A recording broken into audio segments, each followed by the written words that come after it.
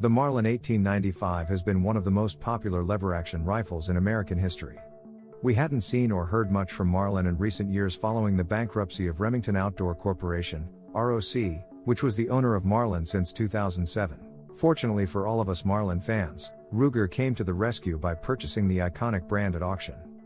As one of their first moves, Ruger has re-released the Model 1895 SBL, a stainless steel .45-70. It was the brand's top seller under ROC and ranked first in lever-action rifles in 2020. The outward appearance is largely unchanged, polished metalwork housed in a gray laminate stock, a trendy extended 10.5-inch Picatinny rail offset by a Cowboy Aero large loop finger lever, and factory sights that combine an XS Ghost ring rear with a high-vis fiber optic pipe up front.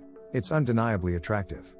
Tooling marks are absent from metal surfaces, and checkering that is both decorative and functional adorns the grip and fore-end. It's still a centerfire lever-action rifle with a solid top receiver and an under-barrel tubular magazine, with cartridges feeding into a 6-round magazine through a port on the right side of the receiver. That's not to say that there haven't been some changes and upgrades that we really like.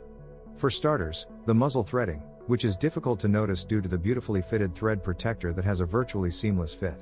Ruger is also adding nickel plating and spiral fluting the 1895 SBL's bolt, which adds functionality, not to mention it looks great. Other, less obvious improvements include heat treating the receiver and finger lever slugs prior to machining to eliminate warpage, correcting timing issues that could cause the lever to hang up when rifles were tipped off axis, lowering barrel to receiver torque from 300 to 80 feet-pounds to eliminate a barrel shim previously used for head spacing, and lowering loading gate tension, which could pinch shooters' fingers. Ruger has also prioritized tight tolerances and effective part stack-ups. Parts are gauged at each stage of the process to ensure proper fitment, and, on stainless guns like the 1895 SBL, the metal is heat treated prior to machining to avoid warping.